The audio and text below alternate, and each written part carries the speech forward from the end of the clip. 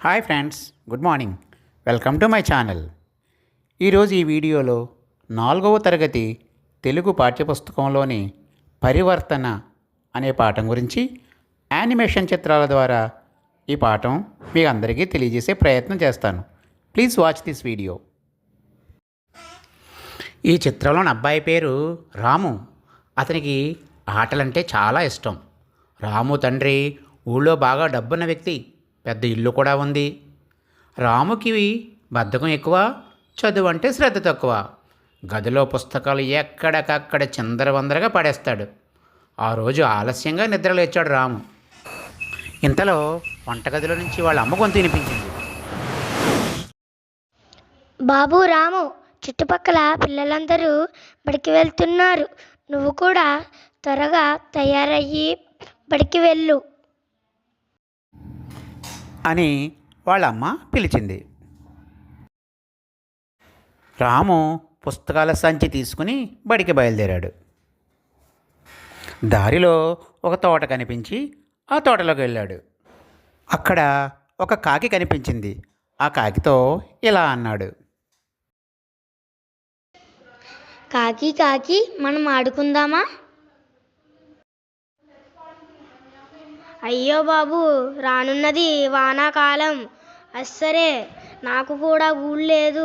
ఒక్కొక్క పుల్లని తెచ్చుకొని శ్రమించి గూడు కట్టుకుంటాను. నీతో ఆడడం కుదరదు అన్నది కాకి. రాము అక్కడి నుంచి నిరాశగా వెళుతుంటే తేనెటీగ కనిపించింది.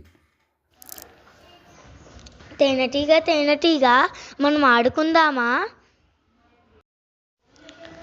నాకంత తీరిక లేదు బాబు. పూల నుంచి తేనెను సేకరిస్తున్నాను. పూలు తొందరగా వాడిపోతాయి. నాకు చాలా చాలా పని ఉంది అన్నది తేనెటీగ. అక్కడి నుంచి నిరాశగా వెళుతుంటే చీమ కనిపించింది. చీమ చీమ, ఆడుకుందామా? బాబు, ఇది నేను గింజలు సేకరించుకునే కాలం. ఇప్పుడు సేకరించుకోకపోతే రానున్నది వానాకాలం. అప్పుడు ఏం తింటాం? ఇప్పుడు కష్టపడి గింజలు సేకరించి దాచుకుంటే అప్పుడు సుఖంగా ఉండొచ్చు అని చీమ అక్కడి నుంచి వెళ్ళిపోయింది. అదేమిటి, నాతో ఎవరూ ఆడుకోవడానికి రావడం లేదు అని రాము అక్కడే కూర్చుని ఆలోచించసాగాడు. కాకి, తేనెటీగ, చీమ వాటి పనిలో ఉన్నాయి కదా. నాకు ఇప్పుడున్న పని బడికి వెళ్ళి చదువుకోవడమే కదా. నేనెందుకు ఇలా బడికి వెళ్లకుండా వ్యర్థంగా తిరుగుతున్నాను? నేను కూడా బడికి వెళ్ళిపోతాను అని వెంటనే రాము సంచి తీసుకుని బడి వైపు బయలుదేరాడు. Thank you for watching this video. ధన్యవాదాలు.